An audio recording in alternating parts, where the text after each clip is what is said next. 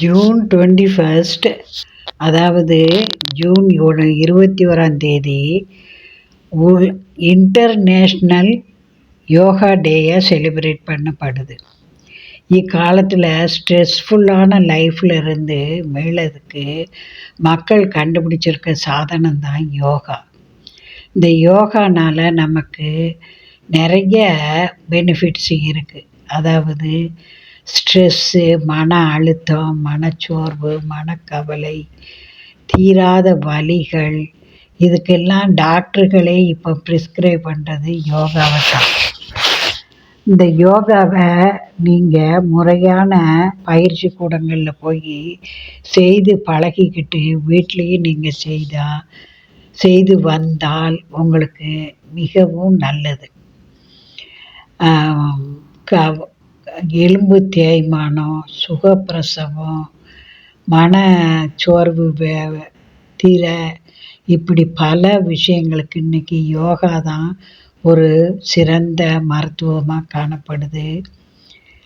அதுவும் இப்போ நம்மளுடைய வாழ்க்கையில் மென்டல் ஸ்ட்ரெஸ்ஸுக்கு அளவே கிடையாது. அதனால் நம்ம முறையான தியான பயிற்சி, யோகா பயிற்சியெல்லாம் செய்துக்கிட்டோம்னா ரொம்பவுமே நல்லது.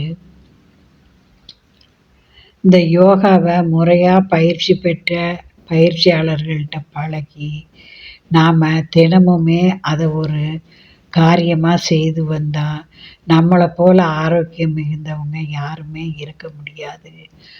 முதுகு வலி, வயிற்று வலி, கால் வலி போன்ற வலிகளுக்கு, மாதவிடாய் கோளாறுகளுக்கு எல்லாத்துக்குமே இப்போ யோகாவை ஒரு சிறந்த மருத்துவமாக மருத்துவர்கள் ரெக்கமெண்ட் பண்ணுறாங்க. அதனால் தவறாமல் நீங்கள் யோகா பயிற்சி கூடங்களை நோக்கி செல்லலாம்.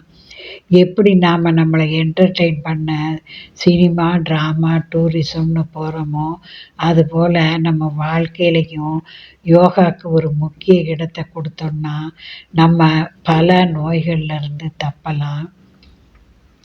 அதுபோல் தியானாவும் நாம் பழகிக்கிட்டால் நமக்கு ஒரு உற்சாகத்தை தரக்கூடியது தியானான்னு சொல்லலாம். மென்டல் ரெஸ்ட்டு கிடைக்கும்போது நாம் இன்னும் எளிதாக திங்க் பண்ணலாம்.